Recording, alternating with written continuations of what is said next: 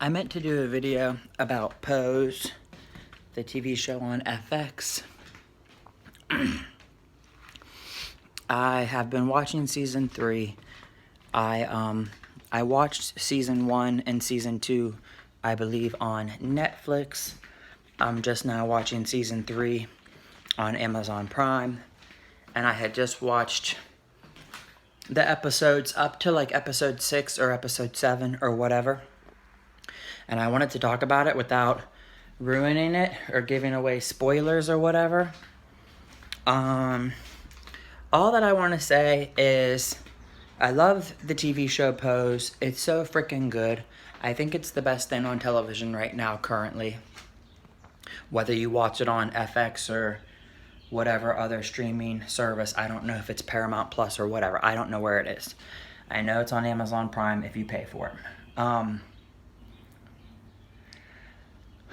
It's just a show people need to see about gay, transgender, black, and Hispanic queer people in New York in the late 80s when the AIDS and the HIV pandemic was like at its highest, and just how like gay people and trans people have a lot of struggles, a lot of trauma in their life, a lot of abuse, verbal, physical, mental, sexual abuse, and a lot of them get disowned by their family and ostracized and have no community or family. So they make their own. They find their own tribe. And it's so good and it's so relevant, and I cry my eyes off all the time.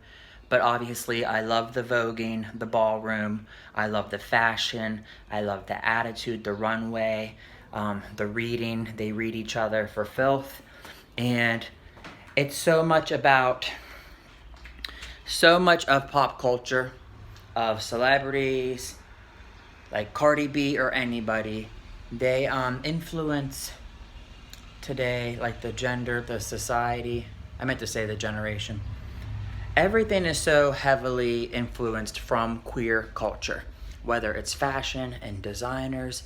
And it's ironic that there could be homophobic straight people, but yet they want like Michael Kors or Marc Jacobs or Louis Vuitton or whatever fashion name brand of bougie stuff, which all of them are gay.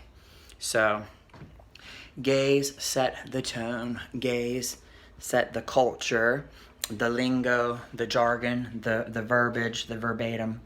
It's crazy how much of culture comes from gay stuff, and people don't even know when they say or borrow or use stuff where it originated from. And if you get the chance to watch Pose, which is really great, it's super good, I recommend everyone watch it. There is a documentary called Paris is Burning. It used to be on Netflix, but I believe you can watch it on YouTube free of charge. It is a real life historical documentary of what happened back in that time, and it's where a lot of gay quotes come from, such as opulence, you own everything, or a lot of the mantras that RuPaul Charles lives by and promotes on the show. And if you watch Paris is Burning, you will see direct influence of where Pose got the inspiration from, because some of the characters are real characters, real people in history, and also some of the real true events.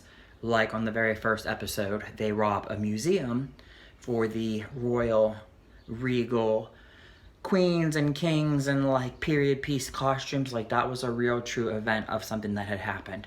Yes, truly, Pose might have exaggerated some things, hyperbole, but based on true stuff. So check it out. It's really good.